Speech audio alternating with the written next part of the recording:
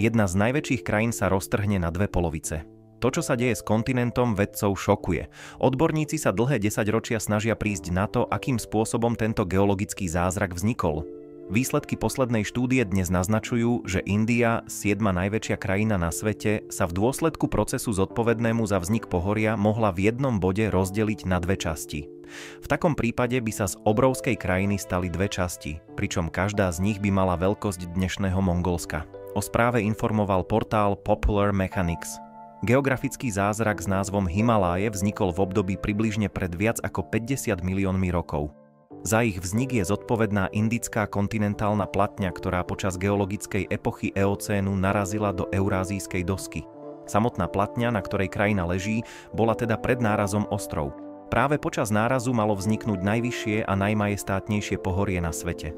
Na činnosť tektonických dosiek v tejto oblasti mali vedci dva hlavné názory. Tým prvým bolo presvedčenie, že tektonická platňa, na ktorej je India položená, odoláva hlbokému ponoreniu a namiesto toho sa vodorovne dvíha pod eurázijskou platňou. Druhý rozšírený názor bol, že sa platňa podsúva a roztápa na magmu.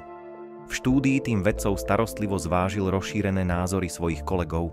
Inovatívnou cestou začal premýšľať o tom, či by bolo reálne, aby namiesto iného procesu nemohli prebiehať oboje teórie naraz. V štúdii vedci tvrdia, že za vzniknutím hornatého pohoria môže stáť proces známy ako delaminácia. Prvýkrát boli výsledky vedcov predstavené na konferencii American Geophysical Union v decembri 2023. Teóriu podporuje výskum geofyzika z spoluautora štúdie Simona Klemperera, ktorý skúmal zónu neďaleko Bhutánu v severovýchodnej Indii. V oblasti vykonal sériu izotopových meraní hélia v prameňoch. Zozbieral vzorky z približne 200 prameňov v dĺžke približne 1000 kilometrov.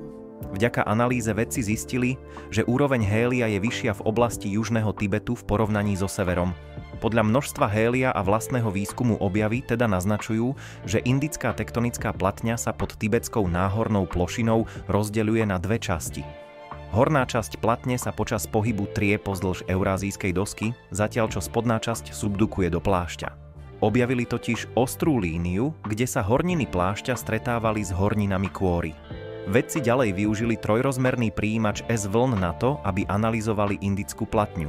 Tento prijímač má za úlohu skúmať informácie z teleseizmických zemetrasení na zobrazenie štruktúry Zeme a jej vnútorných hraníc.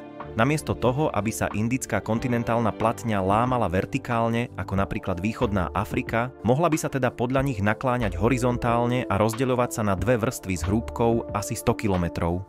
Horná časť sa prakticky odlupuje počas toho, ako hustejšie dno klesá do plášťa.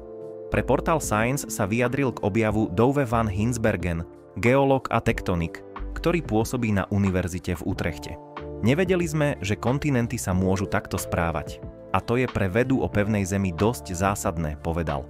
Pochopenie týchto fenoménov nám môže pomôcť lepšie skúmať samotný pohyb pevniny a jej správania. Praktickou súčasťou výskumu je tiež fakt, že vďaka podobným objavom budeme jedného dňa možno schopní efektívne predpovedať nebezpečenstvo zemetrasenia na zlomových líniách pevniny.